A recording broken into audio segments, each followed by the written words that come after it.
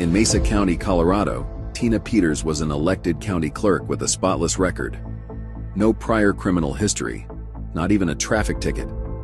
Her job, under Colorado law, was clear. The county clerk is directly responsible for preserving election records. Statute 15.060 states it plainly: the responsibility for election records belongs to the county clerk. Everything changed after the 2020 presidential election. Tina noticed irregularities in the vote counts that didn't add up. Concerned about the integrity of the results, she did exactly what the law required. She preserved forensic images of the voting system hard drives before any records could be altered or destroyed. Those images revealed troubling discrepancies, potential evidence of fraud that needed investigation. Tina didn't hide her findings. She prepared 3 detailed reports documenting the issues and presented them directly to the Mesa County Commissioners, Janet Rowland, Cody Davis, and Scott McInnes, her elected bosses. She asked for an official state inspection of the machines. Their response? Silence. No action. Deaf ears. With her official channels blocked, Tina sought an independent expert to examine the system.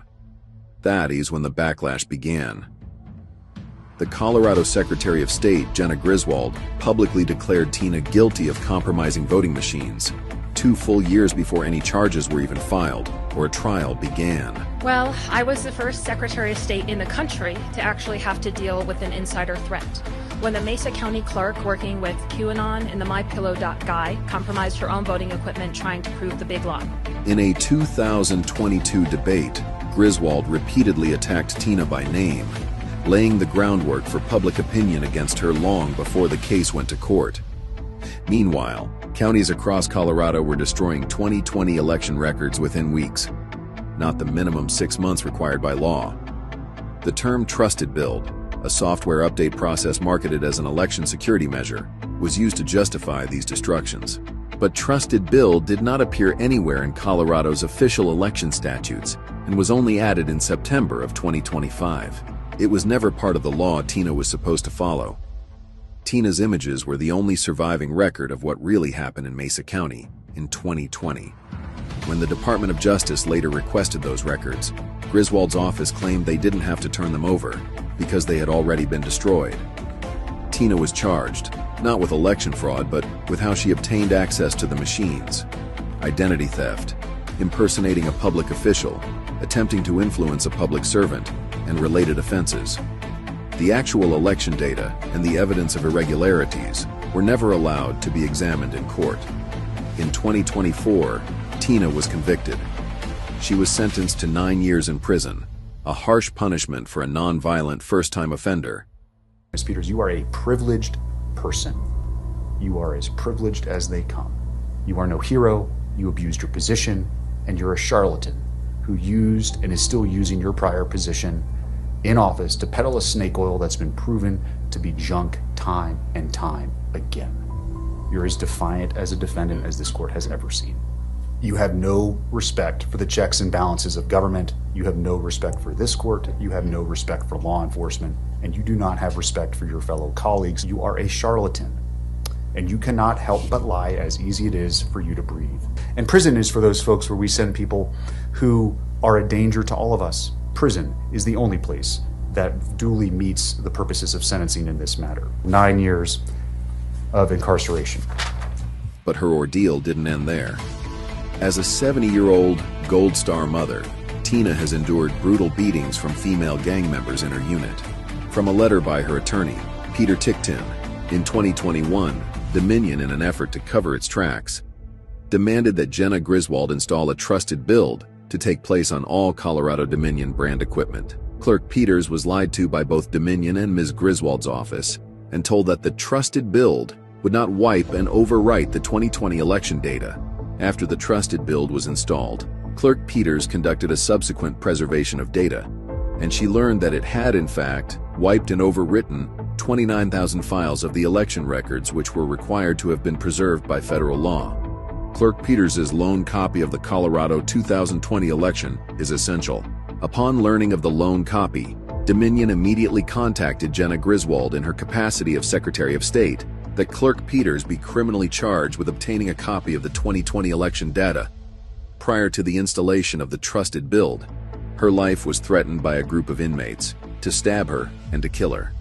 Presently, she is in the smallest cell of her unit. It was formerly used for a washing machine and dryer. Despite having no disciplinary write-ups, she was moved to isolation under the phony narrative that it was for her own protection. But the truth is, the jail has a dedicated safe wing for low-risk inmates like Tina, non-gang members, and those without issues. Why wasn't she placed there? Because that wing allows unsupervised phone calls, which would have let her speak freely about the election irregularities she uncovered. Instead, her communications are heavily monitored and limited, stripping away her First Amendment rights. This isn't about jail policy or her safety, it's about keeping her silent. Many believe these conditions are designed to break her, to prevent her from continuing to speak about what her images revealed. Tina Peters could have looked the other way. She could have signed off on the results and kept her job, her freedom, her reputation. Instead, she chose to protect the integrity of the election process, even when it meant risking everything. She is not in prison because she broke the law to hide fraud. She is in prison because she tried to expose it. I took one of these copies to every commissioner and to the DA. They did nothing. There were 29,000 election records that you can see on here in orange that were deleted from the People's Mesa County election system when they compared the first image that was taken and the second image. Gone, deleted. Another report, there were 36 wireless devices. Report number 3, ballots go in, there's a second fraudulent database that's created, then the ballot is changed, and we know it's been changed because it's lacking the .sha file. Mr. Rubenstein accused me in court of recording on my iPad at a commissioner's hearing. They see the iPad in my purse. All of a sudden, 22 minutes they delayed the commissioner's hearing in order to go get a search warrant, and that's when all hell broke loose. They came in, descended on it like it was a drug bust. Grabbed the iPad. 66 recordings were extracted from the iPad. None of the 66 videos were recorded on February 7th, 2022. Then later, Rubenstein admitted he didn't know if I was recording or not. During the time they took this break, Janet Rowland bends down and says she won't want to come back here after this. And Cody Davis, that's sitting right back here, said, "Sacrificial lamb." He called me a sacrificial lamb.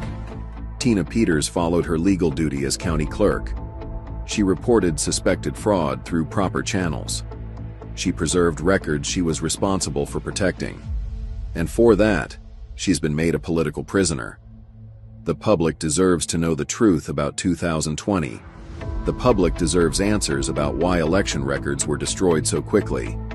And Tina Peters deserves justice. Demand transparency. Demand accountability. Demand freedom for Tina Peters. Griswold, elected with George Soros money, has offered to let me return to my job in elections, the one that you elected me to do, if and only if I make a public statement saying we don't need more transparency in our elections and that there was no voter fraud. I say never.